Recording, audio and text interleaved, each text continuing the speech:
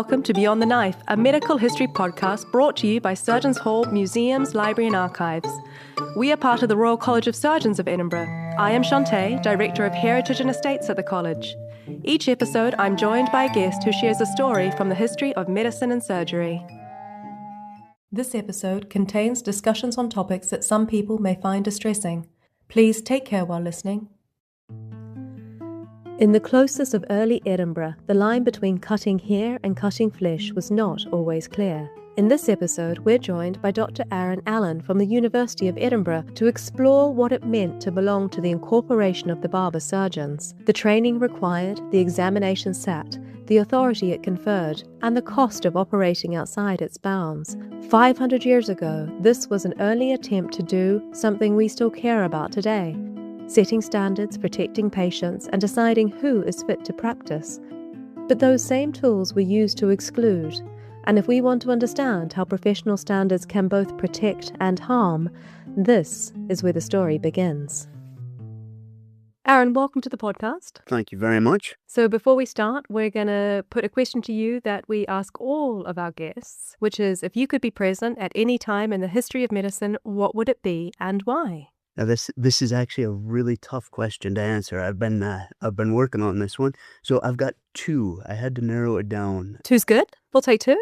One is 1674, simply because there's a downturn in the economy at that time, and what interests me about that is access to healthcare.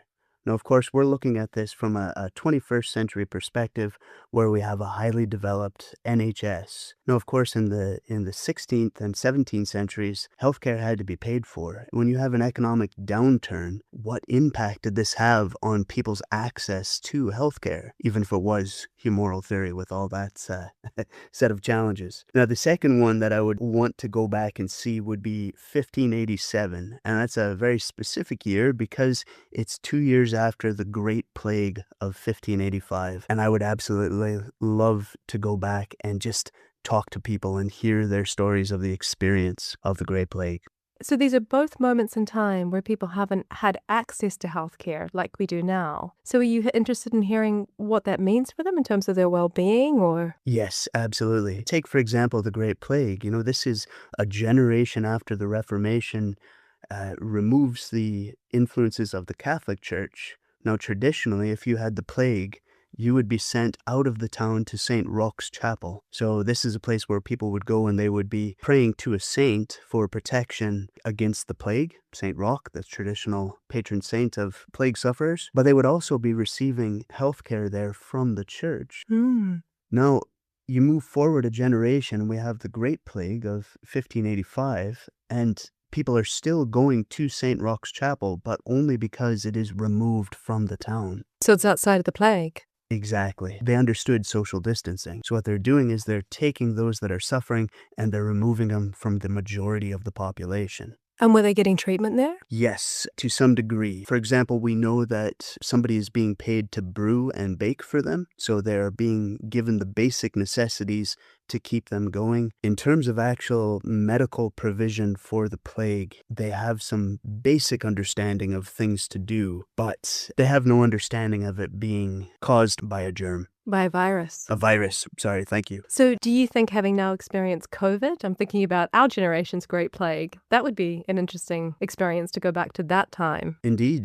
The parallels are striking. Social distancing, provision of PPE being a controversial subject, plague cleaners, and people were paid to go in and clean households where the plague had been, were provided with a set of clothing, in particular, a distinctive set of clothing to mark them out so people could avoid them. So there are some interesting parallels there. Wow, I guess we didn't mark out people who were not furloughed and got to go to work. God, that is absolutely fascinating. So Aaron, before we dive in, tell us a little bit about yourself and what you're doing here at Surgeons Hall. Thank you. So I'm an economic and social historian, and I've had the opportunity to work with the archives transcribing the second volume of the Minute Book for the Edinburgh Incorporation of Surgeons and Barbers. So this transcription work is taking place over the next 2 or 3 years, and I'm basically just taking word for word what the text says and just transcribing it so there's a digital version which is searchable. And the minute books are written in? 1666 to 1695, I believe the second volume covers. Okay, and is this Old Scots or Middle Scots?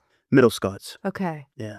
So we talked about this once before. I have a very big cat at home, and a guy came to our house recently to fix the piping, and he called the cat a muckle cat. And I love that word. And you told me that's a Old Scots, Middle Scots word? It may be Old Scots as well, but it's certainly Middle Scots, and it means big.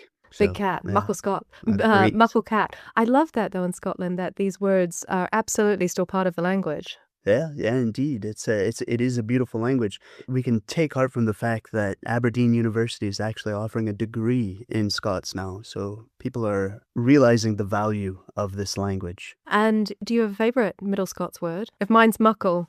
Yes, wakerife. Wakerife is my favorite. It means watchful. I just think that's fantastic. Can you put it in a sentence for us? The guard stayed wakerife through the night. It's fantastic. So, Aaron, in transcribing the minute books, are there any particular stories you've come across? One of my favorite is a quack who comes to town and he needs to be dealt with by the incorporation. So this is a chap called John Baptista Quarantine a Mountebank. Now, if you look at the name right away, that's fascinating. So this is somebody who's called himself after John the Baptist and the word quarantine. So here we have a name which suggests both piety and medical safety, which I find absolutely fascinating. What his real name was, I have no idea. But John Baptista Quarantine comes to town on the 21st of October, 1676. He is noted in the minutes of the incorporation as a problem they need to deal with. Do you mind if I read a passage from the minutes? John Baptista Quarantine a Mountebank was come to town and had given in a bill to the town council craving the liberty of setting up his stage and selling his drugs and medicaments, which he conceived was prejudicial to the surgeon's liberty, and therefore craved their advice, what to do therein. The calling unanimously thanks the deacon for his timous advertisement and resolves to oppose the said John Baptista his setting up his stage and selling his drugs and medicaments. Now, interestingly, the town council sides with the quack and allows him to set up his stage and sell his medicines. The incorporation actually tries to go above their head. They turn to Sir George Mackenzie to try to get Lauder on side to do something about this quack selling dodgy medicine. So they try to leverage political power. They do. Yep. And what happens? Eventually, Baptista is forced to stop. But for a time, he's allowed to sell whatever chalk or who knows what was in his medicine and make a killing, make a lot of money. I shouldn't say that. I don't know exactly how much he earned from it, but he was clearly in it for the money rather than any form of public good. Stories like that really bring that world to life, huh? One of the things I find fascinating about this is somebody who travels around peddling their medicine, and clearly he has a lot of experience because he knows right away to go to the Incorporation of Surgeons of the town, and he tries to smooth things over so they will allow him to just get on with selling his dodgy medicine. So, Aaron, before there were medical schools or colleges, who decided who was allowed to operate on your body? Yeah, so this is a complicated question to answer. No, there are a range of different people which would be involved in these decisions, and really it has to be predicated on, first and foremost, the amount of learning that someone had. Now, there are institutions which have an impact on this. For example, the church in the medieval period. Medical learning was very much a branch of provision from the church. We see this with the development of hospitals, for example, which originally would have been more akin to a hotel, but somewhere where if somebody was sick and they didn't have the means to get medical provision in their homes, then they could, in fact, go to a hospital to be looked after. So you'd check in like a hotel? Perhaps. I think more there would be a placement opening and I see. You would be elected to that position in the hospital. Yeah, to go into a hospital was not a good position to be in. This is something for those that were poverty-stricken. Okay. So the church was involved in provision of medical care. Town councils, interestingly, had a lot to do with medical care. In particular, in terms of the education side, it's enshrined in the 1505 Seal of Cause, for example, that cadavers for the study of anatomy would come from the town council. It was the town council which controlled access to cadavers. So the town council was controlling the teaching as well, so the learning about the human body. Not so much the teaching, but instead the teaching materials. Okay. So if there had been an execution, for example, then that body would be given to the surgeons to both practice anatomy and to teach anatomy. Okay. So 1505, this college becomes an incorporation. So we're talking about the time before 1505. And at that time, there are still, obviously there are barber surgeons, and they're getting bodies from the town council in terms of teaching each other and learning. Yes, Okay. and there's an interesting area here which needs further research, just exactly what that process was in terms of incorporating these two crafts together into one legally recognized body. So from 1505, it is very much the incorporation which decides who gets to practice and who does not. And this is important because there's a long process of professionalization. By the 18th century, they are part of the university system. Prior to that, it was part of a craft system. And this, of course, is why we have Mr. or Miss as the titles for surgeons today, because traditionally you would have done an apprenticeship to become a surgeon. If you became a doctor, you'd done a university degree, and you were more involved with the theory of medicine, prescribing medicines and whatnot. Surgeons, on the other hand, they got their hands dirty. They were actually doing the cutting. Their hands were in the human body, and therefore it was inferior. Now, by the 18th century, it's recognized how important surgery is, and it becomes elevated, it becomes professionalized. And eventually, by the 17th century, you have people who are doing university degrees and joining the incorporated trades. For example, Dr. Christopher Irving, and we know when he actually graduated from the university. And we see him listed among the masters in the minute books of the incorporation. But interestingly, he has Dr. or Mr. included before his name. Now, of course, every member of the incorporation was a master, but only those that had done degrees get the prefix Mr. or Doctor put before their name. What I find so fascinating is the fact that even to this day, if I mistakenly address a surgeon as doctor, they will be upset with me. So that title matters, right? That distinction. It does.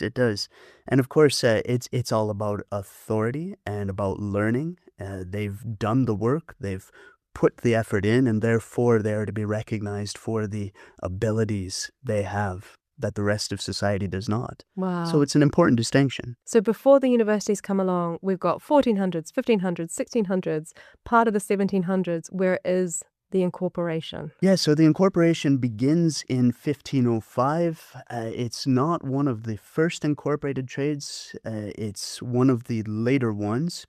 Corporatism itself, the idea of you having a group of people which have privileges over work.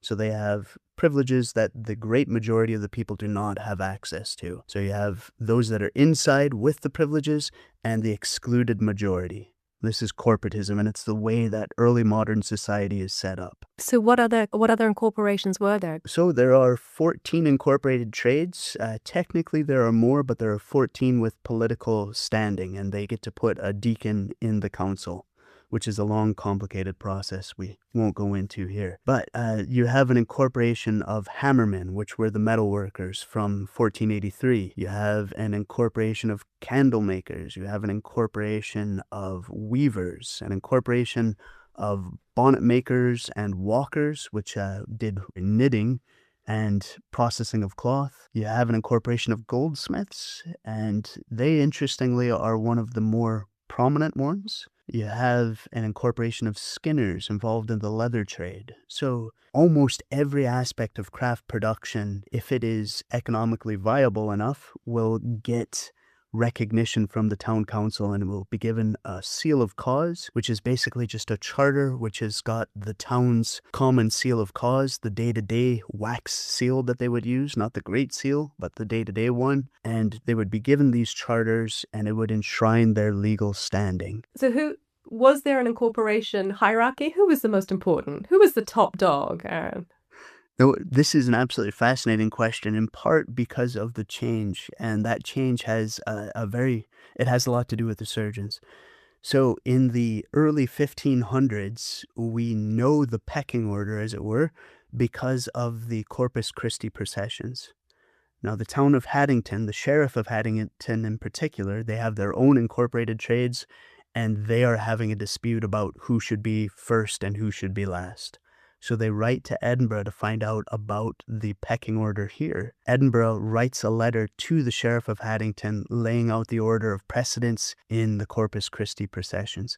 Now, what's interesting about this is in Corpus Christi processions, those who are at the end of the procession are actually the most prestigious because they are closest to the actual element. They're closest to the body of Christ, so therefore that's the privileged position. So therefore we know that the incorporation of hammermen, the metalworkers, who went hand in hand with the building trades, the masons and wrights, they have first place in the early 16th century. Now, through the 16th century, there is a dispute with the merchants. And basically, the incorporated trades are being denied access to council seats and therefore a vote in who the provost is going to be. And this leads to all kinds of tension through the 16th century. By 1583, the king steps in to arbitrate. There's something called the 1583 Decreet Arbitral, which leads to a new borough constitution. Now, what's really significant about this is they lay out the order of the trades afterwards, and it's no longer the hammermen, which are in the premier place. It's actually the Incorporation of Surgeons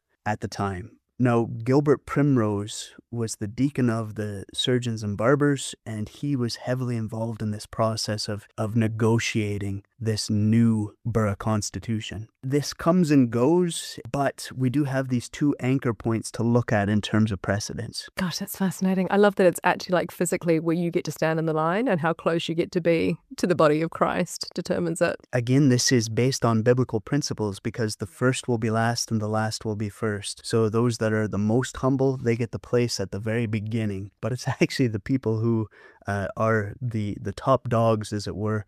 They are actually giving themselves the privileged position of being at the end. So a little bit of false piety there, maybe. So in terms of gaining access to the incorporation, let's say I want to be a candle maker, but I come from outside of Edinburgh. Can I just rock up and say, hi, can I be a candle maker? This is a really interesting one. To a degree, yes. To a degree, no. So nepotism is a huge part of this, but ability is as well.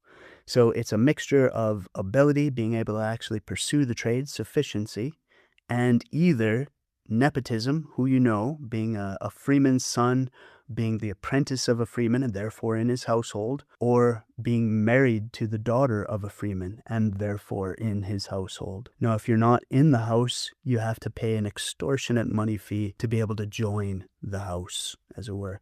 Now, I've got the figures for the Incorporation of Surgeons, not across their entire history, but different points. So apprentices and freeman's son had to pay 40 shillings as an upset fee. In other words, to set up a business. So if you were the son of a freeman or you'd apprenticed with a freeman and therefore were adopted into the household, you would pay 40 shillings. Now a stranger, on the other hand, would have to pay at least double this, between 80 and 100 shillings for their upset fee. Now, what's extraordinary, though, is you jump forward to 1676 and the suburban barbers, they had to pay £200 as an upset fee. To be a suburban barber? To be a suburban barber. Not even a freeman of the incorporation, just to be able to work in the suburbs, just in barbercraft, barberizing, you had to pay £200. Now, this is an intentional mechanism for controlling the number of people that have this privilege of working in Barbary. Barberizing is a great word. It is. So I can marry into it? Yep. So somebody can marry a freeman's daughter, and this provides a very important social function. Now, to modern sensibilities, this may seem difficult, but if you think about it from the perspective of a father, you've got to provide something for all of the children in your house. If you're not providing for your house, you're not doing your job. The eldest son could follow in your footsteps and do an apprenticeship with you and become a surgeon. Well, that's him taken care of. And that's only the oldest son can do that. Up until 1591, it was only the eldest son. Second sons had to go away and do something else. Now, of course, if you think about infant mortality in the day, you had a large family because not all of them would survive. Now, if you have lots of daughters, you also need to provide for them as a father. And this sounds horrific to modern sensibilities, but you had an obligation, a duty to provide for them. One of the ways you would do this is by offering freedom of the craft to somebody who would marry one of the daughters. So therefore, they're able to come into the craft and they are providing stability, a new household setting up with the daughter. My head's in my hands. That is absolutely extraordinary, though. I mean, we think about the fact that less than 16% of surgeons are women today. Yeah. And when we think about these early times. Well, this provides a context for the Edinburgh Seven. You know, it certainly doesn't justify the way they were treated, but it does help to explain the way they were treated, you know? And I just think about all of those women working in medicine, delivering medicine, learning, but being excluded from incorporations, from official spaces to do it in. Yep, And, absolutely. Yeah. And if I'm in the corporation and somebody is not, and they're also undertaking the same trade, I can stop them from doing that? That's the idea. Right. Now, there are practical limitations here. For example, you take the Incorporation of Fleshers, which were butchers, or the Incorporation of Baxters, which were bakers. Now, these two crafts, they control substances which are absolutely critical for human survival. They control the main food sources for the town. So therefore, even though they're given corporate privileges from an early stage, the Incorporation of Baxters from the 1450s, by 1518, I believe it is, the Privy Council actually steps in and removes their right to hold a monopoly. And what this means practically is they still control who gets to bake in the town, but unfreemen from outside of the town are allowed to bring their bread into market, to the land market or the lawn market. And that had to go to the Privy Council? That was the Privy Council stepping in. Now, the reason for this, it's demographic. We have a population which is growing. There are more mouths to feed. Therefore, these traditional corporate privileges are actually becoming a hindrance. So in the 1400s, 1500s, what problem are the incorporations solving? Like, how do they come about? There are two things here, and we need to look at this from the perspective of society and the perspective of the craftsman. Street and market again. Now, from the perspective of society, what they want and what they need is quality. Now, it's all about sufficiency. That's the watchword which is used through all craft records. Sufficiency. Sufficiency. What a great word. Indeed, indeed. So if somebody is sufficient in their work, they are given the right to pursue that trade. If a stonemason is sufficient in his work, he's allowed to build buildings which people are actually going to inhabit. And if the building falls down, then that is obviously a problem for society. So they need checks in place to make sure that somebody actually knows their trade. So sufficiency works for the leather trades, for the baking trades, for all of the incorporated trades, and in particular for the surgeons. If somebody doesn't know their business, they have no right pursuing that business. But of course, this is not market driven, it's corporatism. And therefore, there's a body set in place to actually make sure that somebody has been through their paces. One of my favorite examples is Thomas Carr, who does an apprenticeship as a surgeon, but when he has his anatomy test, he fails to demonstrate sufficient understanding of the breast, and therefore is not allowed to become a freeman of the incorporation. So, sufficiency of work is used as a way of keeping out those people who are not yet good enough at their work. And that's documented in the minute books. It is, yep. Oh, Thomas, what a way to go down. Yeah, I actually brought the text if you want me to read it out. Yeah. All right. So this is from the second minute book of the Incorporation of Surgeons of Edinburgh on 2nd November 1671. It's an act suspending Thomas Carr till he be better qualified. The which day the calling, having heard William Temple examine Thomas Carr upon the lesson prescribed, viz. Upon the containing and contained parts of the breast and several other of their members, having also examined him thereupon, and having seen the said Thomas demonstrate the contained parts of the breast, which being taken in their serious consideration, they declare that they are not satisfied therewith, and finds that he is not sufficiently qualified, and therefore suspends him from going further on his trials till he be better qualified. Now, one of the roles that the incorporated trades play in society is guaranteeing the quality of the goods and services which people are obtaining. Now, from the perspective of the incorporations, however, what they get out of this is they get a controlled labor market. It means that there are not so many surgeons and so many barbers setting up that they simply can't make a living out of it. So you get to control the price point. To a degree, sometimes they have an influence on the price point, but normally there's an authority higher up which is involved in actually setting prices. And is that the town council? Town councils, sometimes it's a regional authority. It just depends. Yeah.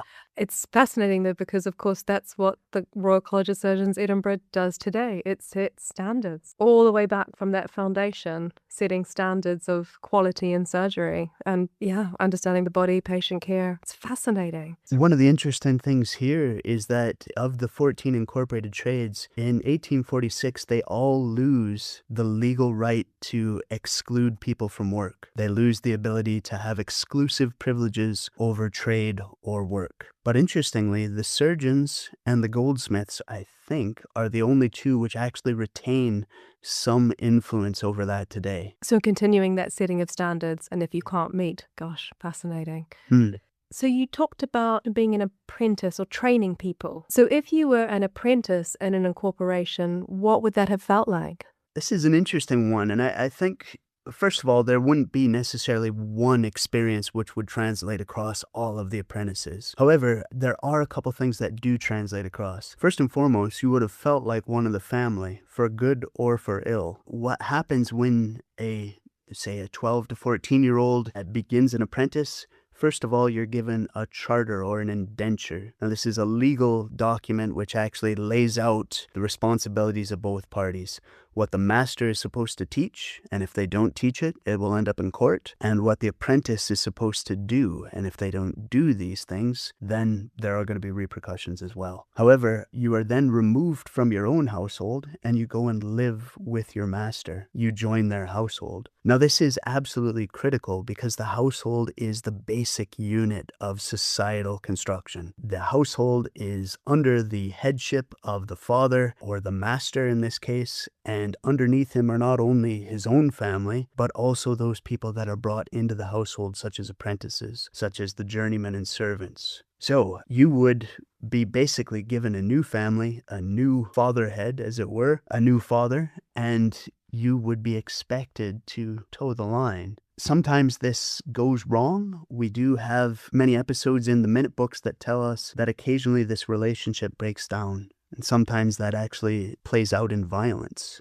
I mean, you're 12 or 14 years old, so you're so young, and you're leaving your family and going into another house. Indeed, but after doing a 6-year apprenticeship, you are a young teenage male usually. There are women who also do apprenticeships, but for the most part, it's young males. And of course, traditionally, young males are a societal problem. Now, whether that should be the case or not is another issue. But it is one of these things where society is trying to put a mechanism in place to be able to control young men, basically. And the apprentice system is one way of doing this. And so we have examples of violence erupting and it not working out in the minute books as well. Yeah, which is not necessarily peculiar to the surgeons. This is something which happens across the board.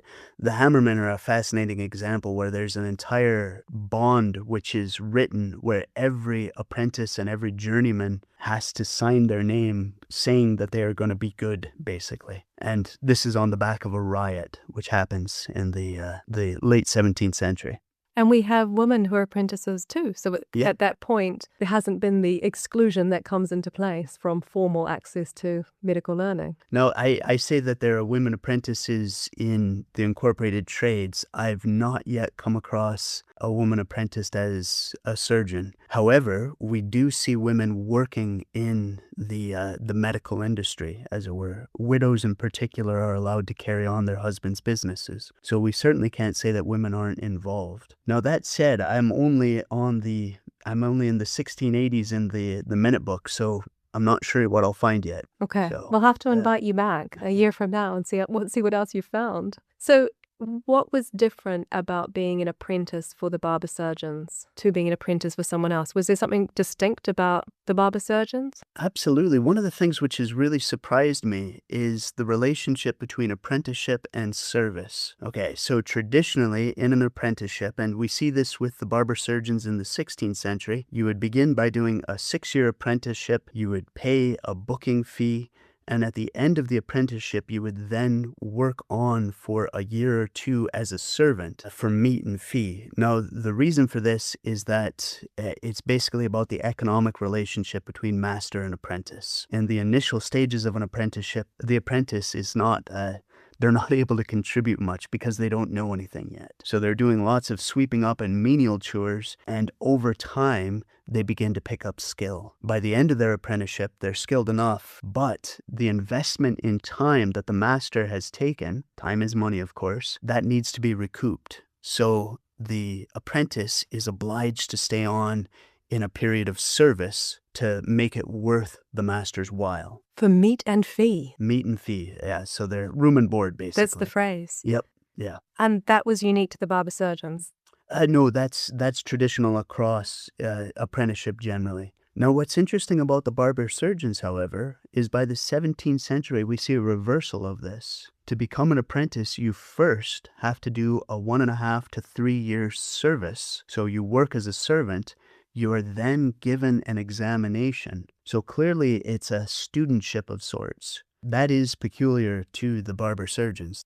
They're doing this 1.5 to 3 years of service, and if they're found qualified, in other words, they have aptitude, they're then allowed to carry on and do the apprenticeship. Then there's an examination before becoming a formal freeman, a master, mister. So before you even qualify for the training, you had to demonstrate Yep. a couple of years of being up for it and then aptitude. So while there are many problems with the corporate system, it is interesting that education is one of the things that they can provide that is good for society. Yeah, so there's that balance, isn't there, between quality and privilege. And actually, quality was a huge part of what drove it, and society needed that quality, like you say.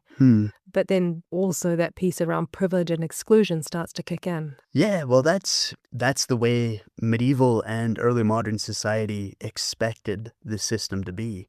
Not everybody liked it, but that's the way it worked. Corporatism was the way that all of society was structured. Whether we're talking about the church, where you have those that are in and the excluded majority. For example, places around the world that were not part of the Christian church. With the family unit, you have corporatism. And of course, we see this in Scotland with the clans. There are those that are Frasers and the great majority who are not Frasers, to use an example. It's very patriarchal.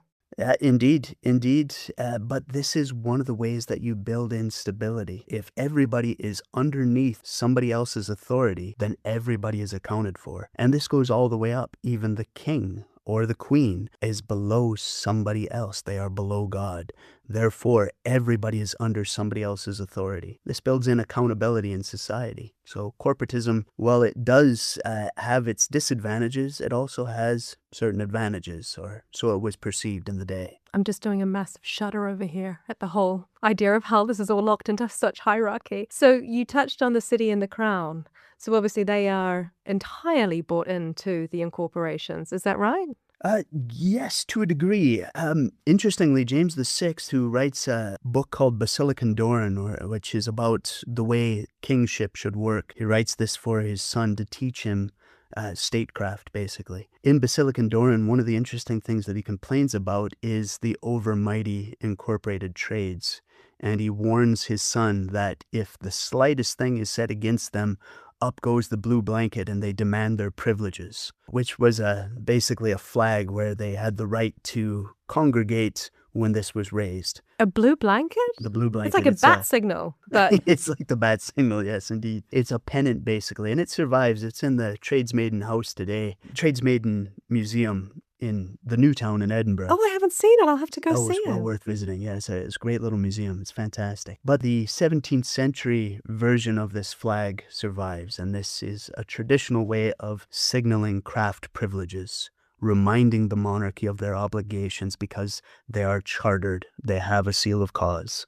And so thinking about those privileges, if we come back to the barber surgeons, if you weren't part of the corporation and you dared to, I don't know, sell medicine or try and practice surgery, what happened? Well, there were a range of things which could be used against people. First of all, fines. For example, John Ranald in the 1670s was given a £20 fine for practicing surgery before his admission. That's a lot of money. Indeed, especially for an apprentice. Okay. So this is quite a sizable slap on the wrist. There are also other tools they had. Somebody could lose their freedom, and this does happen. The Pringle affair, for example, which Helen Dingwall has written so well about, and Cresswell has written so well about. There's imprisonment. So occasionally somebody could be, they could call in the town sergeant and somebody could be taken away to the toll booth. There's also, interestingly, the ritual humbling before the incorporation where somebody is obliged to apologize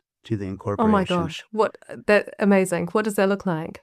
Basically, at the end of this, usually it's after something like imprisonment, somebody is brought in and they apologize to the craft at one of the meetings at the Surgeons' Hall. What's interesting about this, first of all, there is the ritual humiliation aspect of it. But that's actually, to focus on that is to focus on the negative. If you look at the positive, what we're seeing here is actually a process of bringing the parties back together, of healing the rift. So the person, after they've apologized, doesn't lose their freedom and therefore their livelihood and need to leave town and wander without the ability to earn a living, but instead they're brought back into the fold. So this is actually quite a positive thing, but it wouldn't be a very pleasant thing if you were the one needing to go through the process. It's absolutely extraordinary.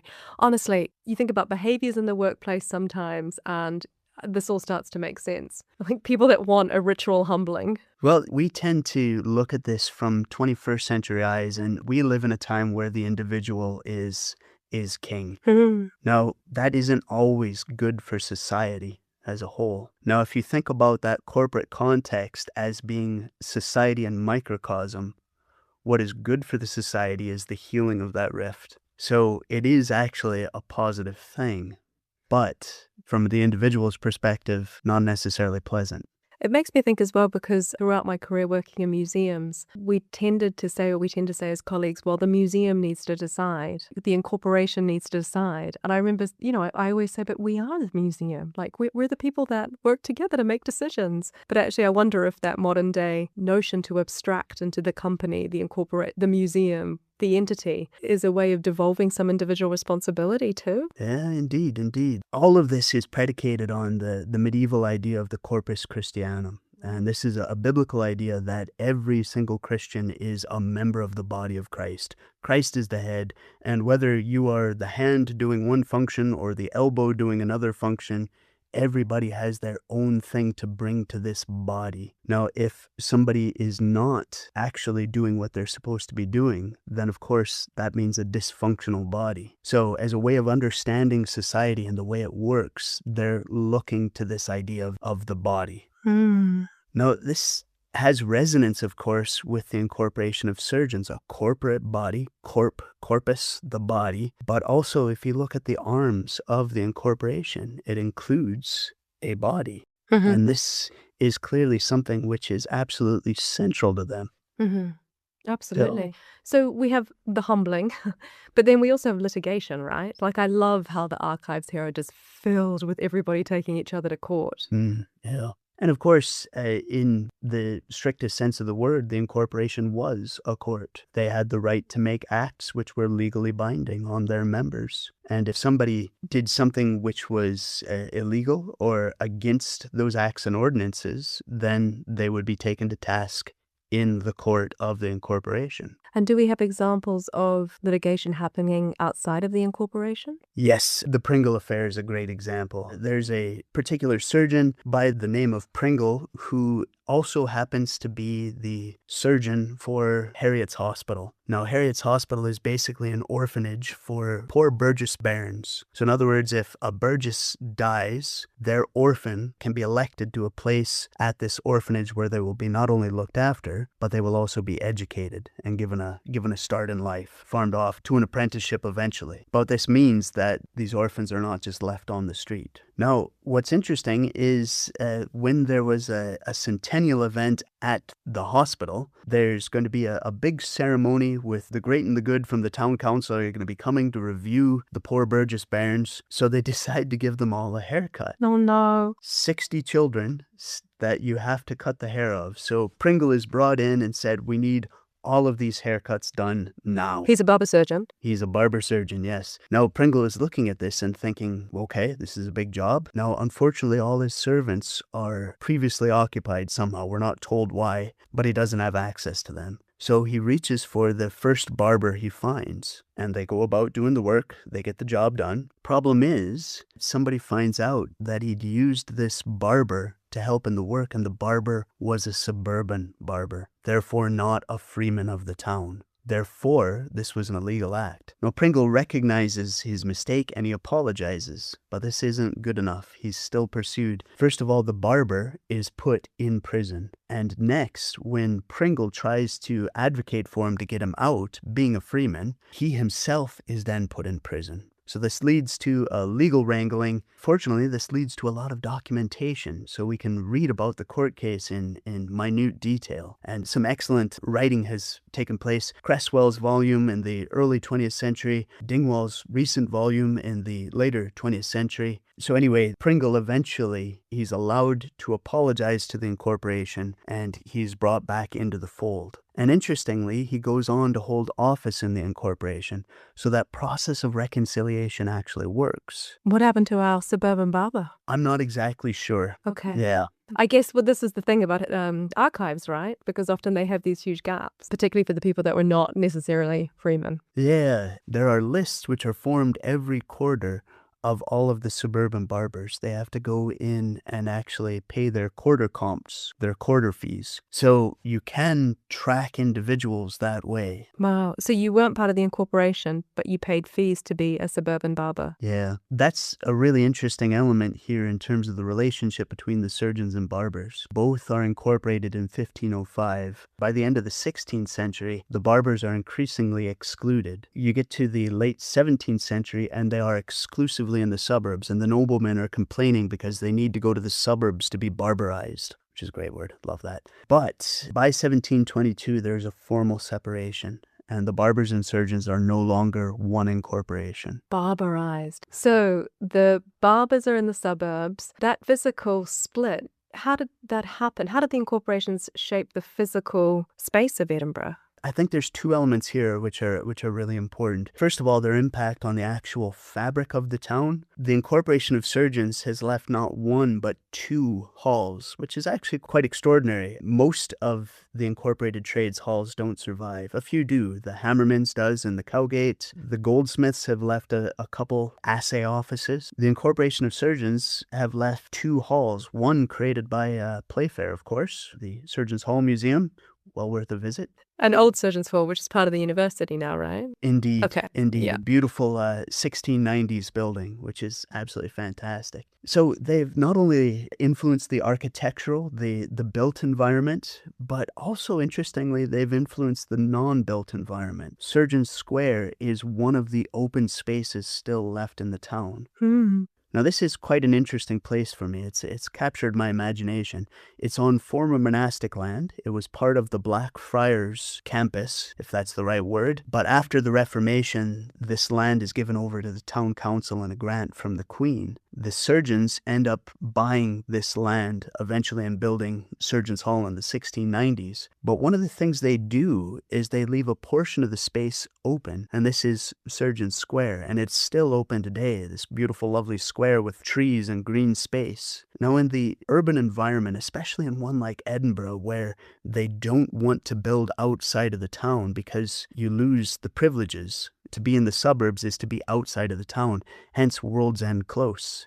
It's like you fell off the edge of the earth. You no longer have access to the privileges of the town. So World's End Close was the edge of the town? Mm-hmm. I did not know that. Yeah, so Canongate was its own borough. Okay. And by the 17th century, it's forced into the role of suburb to the town. It's interesting because of where we are now in, I guess, New Surgeons Hall of 1832. That same civic space exists. So we have Playfair Hall, we have where surgeons are trained today still in one of the other buildings on the estate, the offices, things like that. But there's still a green space, which is open to the city. We think a lot about our civic role within the city still. If you think about medical theory of the day, now all of this is pre-1860, pre-germ theory.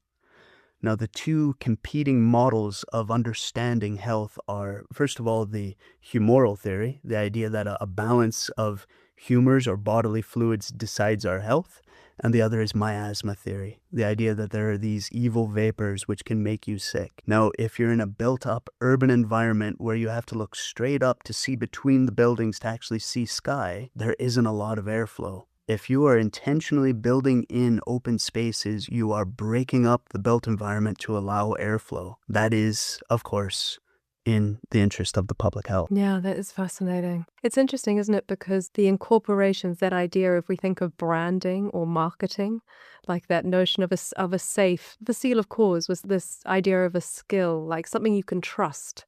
Yeah. So what do those early systems tell us about how we built trust in professions? One of the interesting things here is the educational element.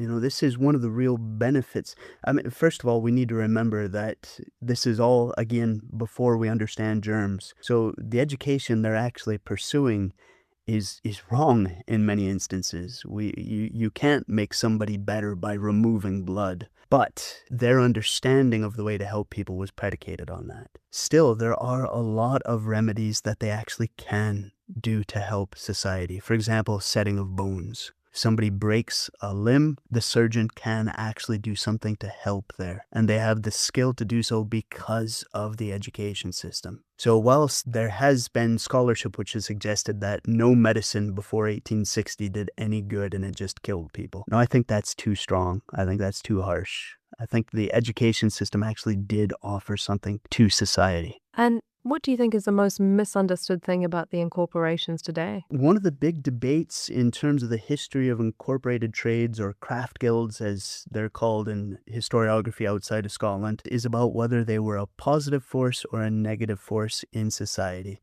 in particular in relation to the economy. So the exclusiveness, the exclusion, the exclusive privileges over trade, this did stop people from setting up businesses. This is the complete antithesis of a free market economy. So some historians point to these and say these are actually restricting the economy. These are causing harm. There is no good here. That said, while there was nepotism, while there was exclusion and restriction, at the same time, we also have inbuilt quality controls. We also have education, which is being not only given, but also regulated. And of course, we have protectionism, meaning that people could earn a living from these jobs. So one of the big things which we don't really understand is just whether they were a positive or a negative in society or the economy. I think more work needs to be done there. And it's amazing when we think about why this history still matters today. We talk a lot about apprenticeships, or politicians talk a lot about apprenticeships and the need to bring them back. And that idea of vocational courses, vocational jobs,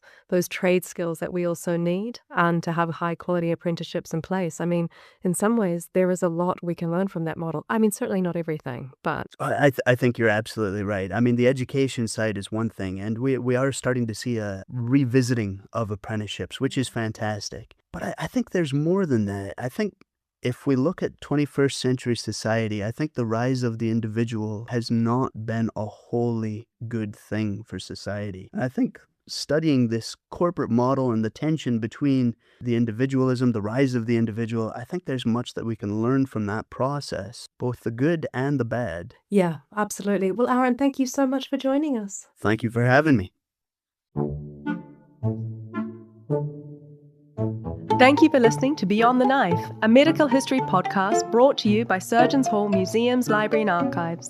To find out more about us, you can visit www.museum.rcsed.ac.uk. You can also follow us on our social media channels. Join us wherever you get your podcasts.